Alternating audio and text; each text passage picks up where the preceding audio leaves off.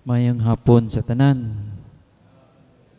Sa pagbasa nako niining maong ebanghelyo nato karong adlaw, adun ako'y nahinumduman nga kasinatian nako samtang na-assign pa ko og sindangan katong parokyal vicar pa ko didto.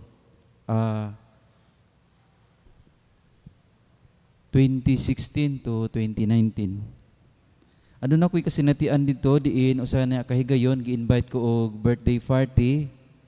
Dayon dito sa birthday party samtang nangaon mi ako nagkaon ko sa lamisang ako ang gilingkuran. Adunay usa ka batan-on nga miduol kanako. Nagpaila siya dayon nangutana. Ang iyang pangutana is, der kanang unsa may kalainan sa mercy o justice? Sa pagdawat nako sa mga pangutana sa maong batan-on, nakaingon gud ko atong panahon na nga, ay pay, wala ko ni anhi diri. Kay magkakaon naman ko dito sa kumbinto ba? May pay, wala ko ni anhi diri. Tungod kay hasul-hasulon mo ang pangutanahan nga, kaon ramay pong tuyo diri. Assignment man ito nila di ay, matong nangayo sa ideya nako. Maulaw po ko mo Google sa maong gipangutana sa maong bata tungod kay gasalig man ka Google der. Moto akong gitubag na lang pod in the name of justice no sa iyang effort nga mangutana atong butanga. Effort ba to tungod kay di ba ka basta-bastang makaduol lang sa usa ka pari dahil mao na imo pangutana. Motong tagaan ako sa justisya sa iyang pagpaningkamot sa pag-approach nako. Sige bay, tubagon ta ka bay, sumala ra pud sa kong nakatunan. Kay sa mong klase sa morality, apil man ni mga justice, mercy, naisgutan man na. Mato ko siyang giingnan. When we talk about justice, it is giving what is due to others. Giving what is due. Unsay angay nimo, unsay angay para nimo, ibalik yun na diha nimo.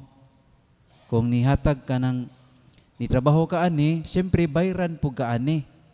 Kung nihatag ka ani, kung gusto ka kanang balos, siyempre maupoy ibalos nimo. Kung unsa imong gibayad, maupoy imong makuha nga item. That is justice. No? Giving what is due to others. However, kaning giingon nga mercy, malandong kong kadiyot o sa kaning kaluoy, no? Matong adun ako'y nahimduman po sa klase namo sa Grace.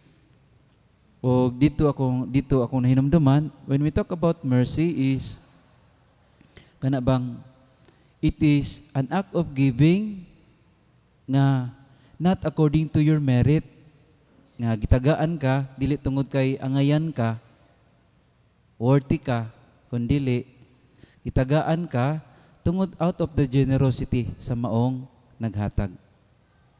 Manang adunay giingon ni Bishop Severo, kanunay siya mo gamit aning term, gratuitously, gratuitous.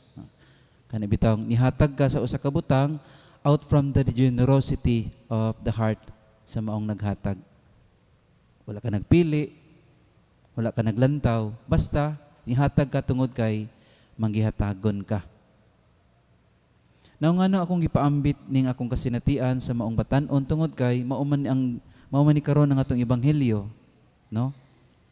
Adunay ang ebanghelyo nato nagisgot niining householder o kining iyang mga mamumuo, iyang mga laborers diin sumala pa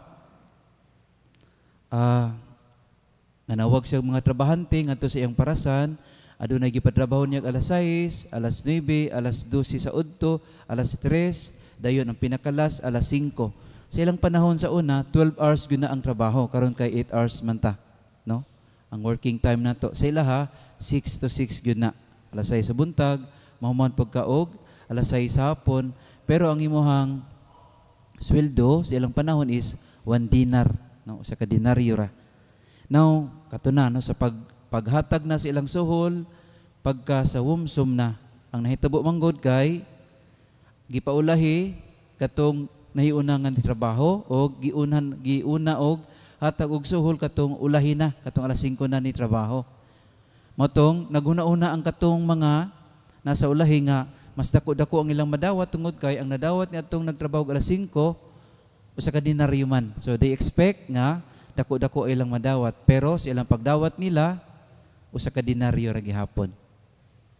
Matong reklamo sila ngadto sila agalon, sa mani inustisya man Kami tibok adlaw nga nagtrabaho, bulad pa mi sa init, kani mga tawhana usa ka oras lang ni trabaho. Dayon imong gitagaan og equal nga suhol sama kanamo. Na kung kita'y pasultion nato, injustice gyud to. Tungod kay sa oras nga gitagana sa pagtrabaho, mas angayan gyud to nga tagaan sila og dako-dako nga sweldo o suhol. Pero nganong equal man na makaingon siguro tag injustice.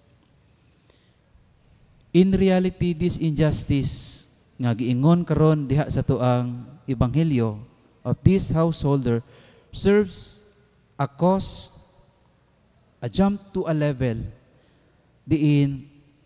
dinhi ang gipasabot ni Jesus is Jesus doesn't want to speak of the problem of work and the just salary. Dili ni maoy concern gyud, main concern ni Jesus kabahin sa kanang oras sa pagtrabaho o kaning justice sa ilahang sweldo. Dili ni maong concern ni Jesus. Ang concern ni Jesus dinhi is what it is to be in the kingdom of God.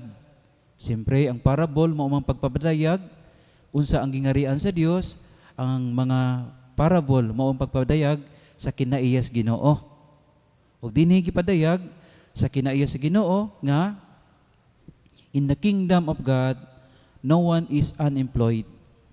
All are called to do their part, and at the end there will be for all the compensation that comes from divine justice. That is salvation that Jesus Christ acquired for us in His death and resurrection. Kana bang sa pagpakamatay ni Jesus diha sa krus, makapangutana ka, angayan makahatang pagkamatian sa Ginoo. Kung imong sudungon ang atong Ginoong Hesus nga gilangsang diha sa krus, makaingon ba kasi imong kagalingon nga angayan baka ako nga pagkamatian ko sa Ginoo? Kung ako'y mutubag anang pangutanaha, diretso kong mingon, dili ko angayan. Dili ko angayan, bisan tuod, pari ko. Dili na ko ikapaggarantiya kung pagkapari nga pari ko. Imo kong sulugoon din sa kalibutan, angayan ra, nga magpakamatay ka alang kanako. Dili ko angayan. Kining sinina ramawin nakapabalaan nako.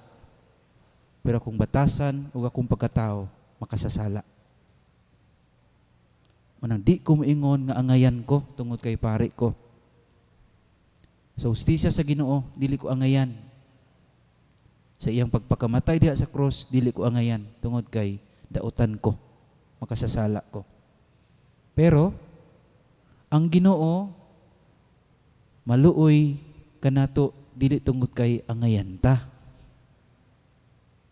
Ang Ginoo nagpakamatay diha sa cross dili tungod kay angayan ta sa maong buhat niya pagpakamatay.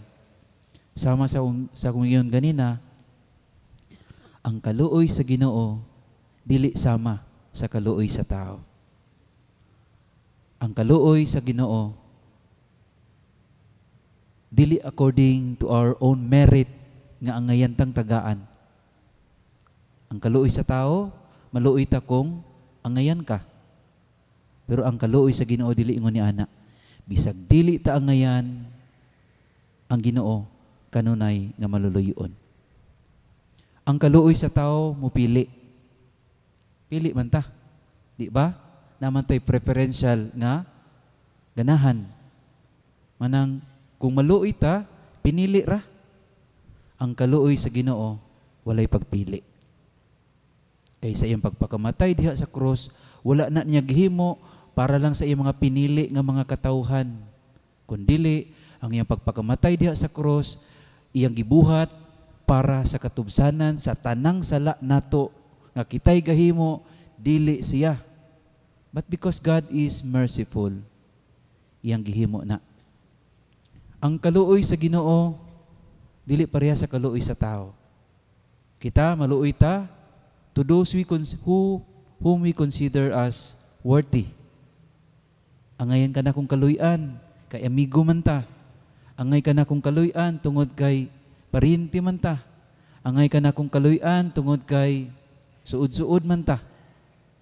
Ang kaluoy sa Ginoo dili ingon ni ana nga adunay pagpili. Bisag kinsa, bisag pagdili ka angayan, ang Ginoo maluluyon. Ang Ginoo kanunay nga maluoy tungod kay that is what makes him a God. A very compassionate, merciful God para kanato. Manang mga igsoon dako ning hagit alang kanato, no? Kay kita maluoy man gyud ta. Abnormal ang usa ka tawo nga walay pagbati sa kaluoy. Kitang tanan na atay kaluoy. Pero unta kining atong kaluoy kana bang iparehas nato sa kaluoy sa Ginoo. Nga dili lang taman ang atong kaluoy ngadto sa mga giisip nato nga amigo o amiga nga angayan natong kaluy-an. Na kung maluoy ta, mulatas unta sa katong gi-consider nato nga angayan. Na bisag dili ka angayan nga kaluy-an, naluoy, mubati gihapon tag kaluoy. Nga kung maluoy ta, dili tong gitawag nato nga sakto ra pod kay naghago man ka. You merited this. You merited my mercy tungod kay naghago man ka. Bunga man na sa imong kahago man ang kaluy-an ta ka. Kung maluoy ta, dili lang unta diha taman. Natungod kay justice ra pud na sa imong gihimo, imong kahago mo nang kaluy-an ta ka. Usa sa ko ang mga gikamingawan sa akong parokya nga naa sa Sinuyak katong talagsara kaayong talagsara kaayong mga sikol ba. Kay mga tao didto dili kay magsakit kay magherbal raman. Diri sa syudad daghan nagsikol lagi. Marag sa isa ka adlaw ka isa kaduha jud ko balik-balik og ospital kay magdiho og masakiton. Every time nga human ko og sikol, which is ayaw ninyo buhatin na mag-andam og sobre para ibayad sa pare. Ako di jugo modawat ana. Kay ngano man sa tanang mga sakramento sa simbahan kana ra joy walay bayad. Ang akong pagkapari wala ko nagpari para bayaran. Kung naman gani compensation nga maabot, salamat. Pero not necessarily nga mubayad gyud mo. Among trabaho na tungod kay among trabaho isipari dili lang kaayuhan sa inyong lawas kundi kaayuhan sa inyong kalag. Bisis mao gyud po na nahitabo kato ako mga dihuganan dito sa ospital kato na pong himalatyon. Kato akong gidihugan gahapon tandog ay go adto marakog na naluya ba human adto kay sus puhon no. Ako na po maingon ani kay diha man gyud ta padulong ba. Pero atag na po siya sobre, matong wala na ako gidawat. Ako siyang giingnan, ayaw intawon mong bayad. Kay mas malipay ko, nga dili ko ninyo bayaran. Kay pinagian niya akong gihimo karon, dinhin ako mabati akong pagkapari. Kay ang pagkapari, ministriya, pagpangalagad, dili pagpangwarta. That is mercy, alang ka nako. Tungod kay ako, sama sa ngayon ganina, dili ko angayan. Bisag karon makaingon ko. Dili jud ko angayan sa moong grasya, sa moong gasa sa pagkapari. Kay hangtod karon sige gapon ko himo og sala. Pero ang Ginoo manggod kanunay naluoy nako. Everyday nako na mabati ang kaluoy sa Ginoo. Nga bisag moabot ang panahon nga makauna-una ko nganong ako pa man Lord nga dili man ko angayan. Pero kana gyud adlaw-adlaw pud ipabati sa Ginoo nako nga wala ta kagihimong pari tungod kay angayan ka. Gihimo ta kang pari tungod kay naluoy ko nimo. Munang every time mo celebrate ko og sacrament. Ako nga nakasinati sa kaluoy sa Ginoo. ibalik nako ngadto sa mga tao ang maong kaluoy pod. Kita nga nakasinati sa kaluoy sa Ginoo, ipakita pod nato, ipaambit pod nato ngadto sa uban ang maong kaluoy nga atong nadawat matag adlaw. Wala ta niabot sa atong pangidaron karon tungod sa atong pagpaningkamot lamang. Nakaabot ta sa atong pangidaron karon tungod usab sa kaluoy sa Dios. Unang maluoy ta sama sa kaluoy sa Ginoo. Palihog manindo.